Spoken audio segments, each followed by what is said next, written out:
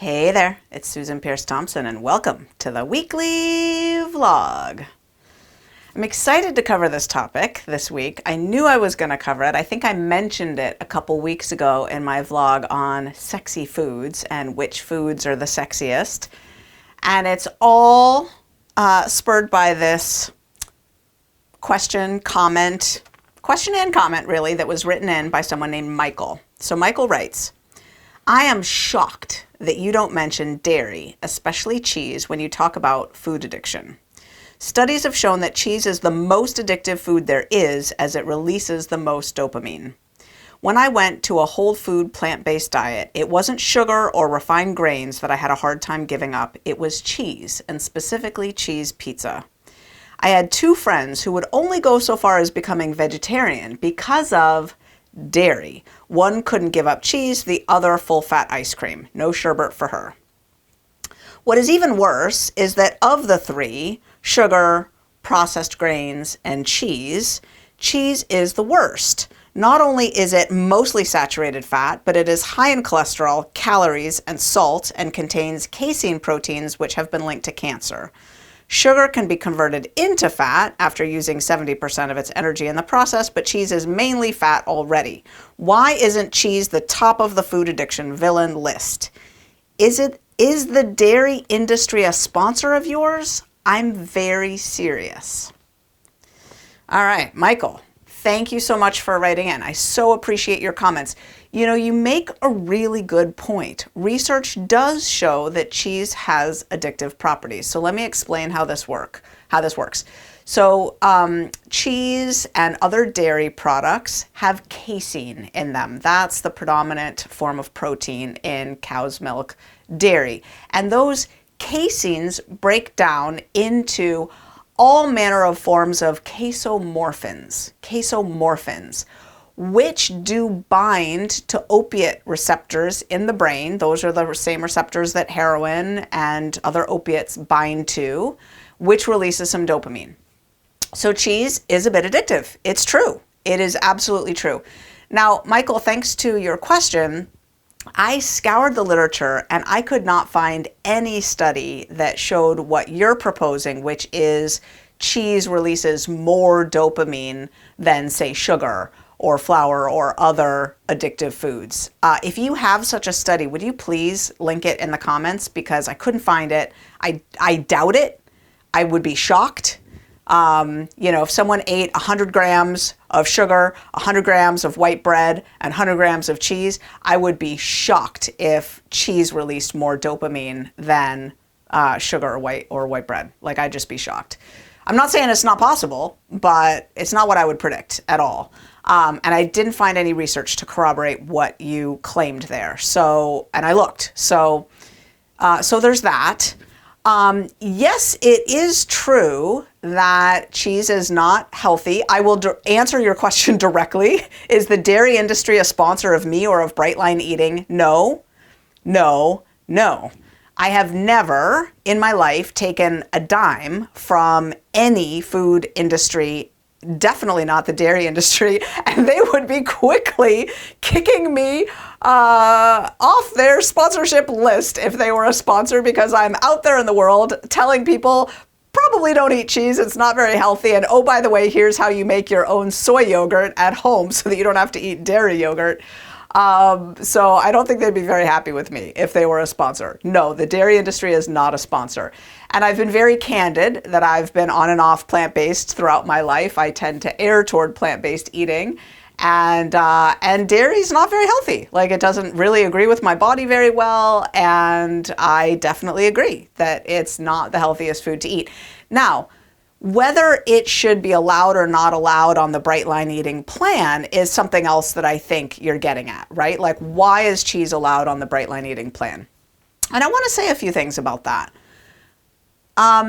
First of all, your assertions about saturated fat and cholesterol and so forth, I am not a nutrition expert. You can go to your favorite nutrition person, given your plant-based predilections. I'm assuming you like to learn from Joel Fuhrman and Michael Greger and all those, people. By all means, go to other people than me to learn about nutrition. I'm not a nutritionist. I'm a brain scientist, right? I'm going to teach you about psychology.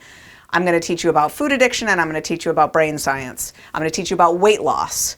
And I'm going to teach you about weight loss in the context of being highly susceptible to food addiction. And as such, I think your question is absolutely apropos, right? Hey, if cheese is addictive, what gives, professor? Like, why are you, having it included on your food plan, right? That doesn't seem right. But the Bright Line Eating food plan is not a health-based food plan, right? It's a starter food plan for people to be able to eat the widest variety of foods that will work to quelch their food addiction, to heal their brain, and to allow them to have agency and authorship restored in terms of their eating choices and preferences. And at that point, a lot of people do go down a path of trying to optimize their diet for health, which is not something that we teach them how to do in Bright Line Eating. We're not the health nutrition experts around here. But a lot of people do take their improved ability to plan their meals, to avoid ultra-processed foods entirely, to not eat sugar and flour, and go on their merry way, and then do things like give up dairy or give up meat. But in Bright Line Eating, we don't insist on that. As a matter of fact, it's very important to us that we allow the widest variety of foods possible, because frankly, we would be excluding a lot of people from accessing the transformation that we deliver here if we partnered up with, this approach to nutritional perfection, or this approach to nutritional perfection, or this dietary philosophy, or this dietary philosophy. We try to stay agnostic about that around here, while allowing people to absolutely have their needs, preferences, and opinions about that, and to have those honored here, right? So if you want to be plant-based or vegan here in Bright Line Eating, that works. Like, come on in and do it. It works great. Nobody's making you eat cheese around here. Absolutely not. But we don't tell people that they can't eat cheese, and here's why. So I'm curious if I've addressed the nutritional aspect adequately.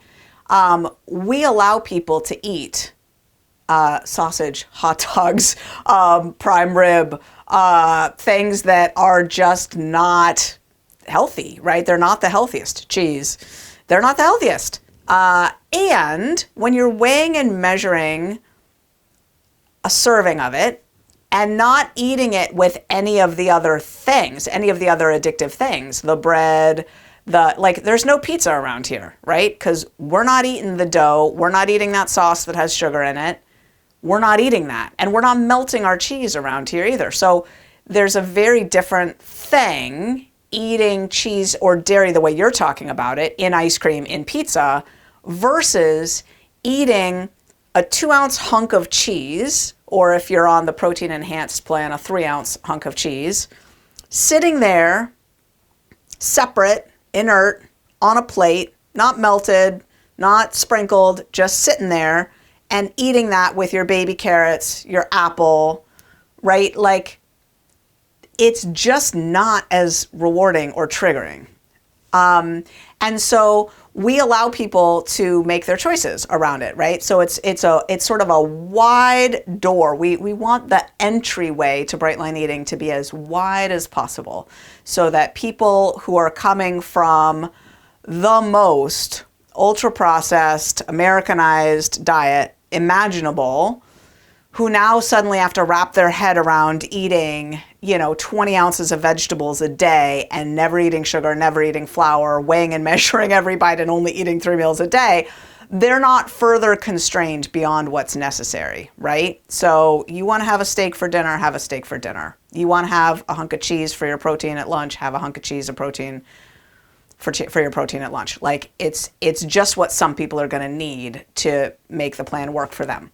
But why doesn't the cheese trigger their addiction, right? So why is that working?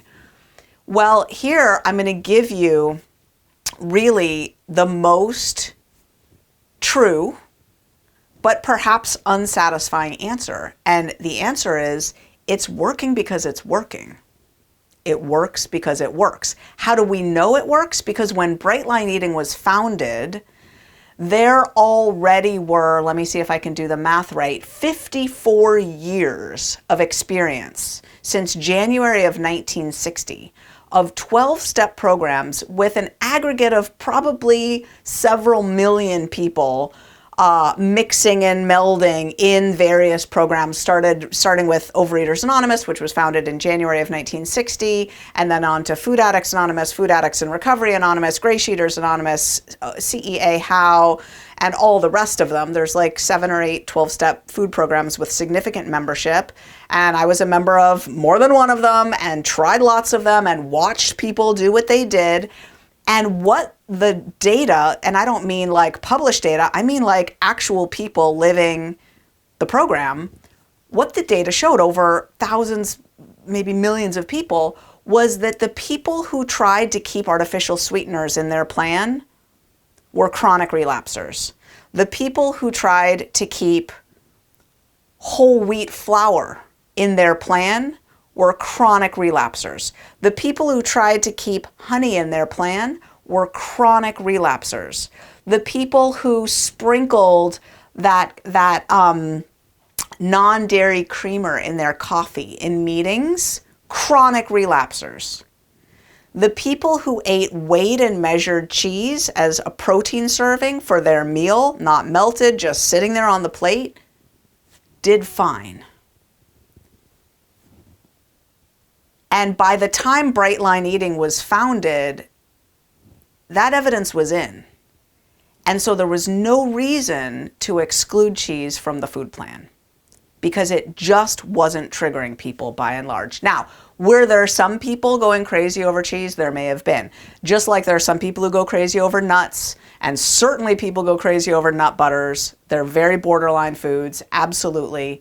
And there are some people who go crazy over yogurt. There's some people who go crazy over sausage. There's some people who go crazy over fruit.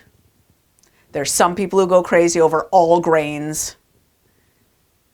That is true, but the percentages are minuscule, and all of these things fall into the category of individual binge foods, meaning you are responsible to track what lights you up, and if it doesn't work for you, don't eat it. But the masses, in general, are not being triggered. And it's a really, really interesting phenomenon that when you take a food item that was formerly profoundly triggering, like I'm going to give 2 examples here, cheese and white rice, okay? In the wrong context, both profoundly triggering. You take white rice and you slather it in butter and you mix it in some kind of, like it can just be very, very triggering. And I remember a woman, this was decades ago now, I remember a woman whose number one binge food was a pot of rice with a stick of butter melted into it. Like that's what she would eat. That's what she would binge on. And when she started transitioning to maintenance, this was in a 12-step program, her sponsor said, now you need to add 4 ounces of grain at lunch, and your main options here are like potatoes or rice. And the woman started to freak out. She said, like, I cannot eat rice. And the sponsor said, yes, you can. And she said, I can't eat rice. And the sponsor said, here's the thing. You used to eat pots of it, and you used to melt a stick of butter all over it. You're not going to be doing that anymore. You're going to be eating 4 ounces of it, and you're not going to put anything on it. It's going to be plain. And the first day, that woman weighed her 4 ounces of rice and called her sponsor at lunchtime and cried on the phone with her sponsor with her hand shaking and ate her 4 ounces of rice and was fine. And the next day did it again. And to this day, I think she's got like 45 years of unbroken abstinence, which in that plan is, you know, no sugar, no flour, weighing and measuring her food for 45 years, never a break. And she eats rice, you know, all the time. A serving at lunch, a serving at dinner. And in the context of, without all the sexy sauces, weighing and measuring the quantity, no possibility of going back for more, not eating a pot of it, just eating your 4 ounces, it's fine. And same thing with the cheese. Outside of the context of pizza, outside of the context of melting it on something, just a hunk of cheese for protein for most people, weighed and measured, no possibility of more, it's fine. And if it's not for you, then don't eat it. And if you're vegan, don't eat it. And if it offends your sensibilities that it's even available to other people to eat, I kind of understand that, because it's got those casomorphins in it, and it really does seem like it should be problematic. And for some tiny sliver of the population, it is problematic, just like nuts, right? Just like nuts and nut butters.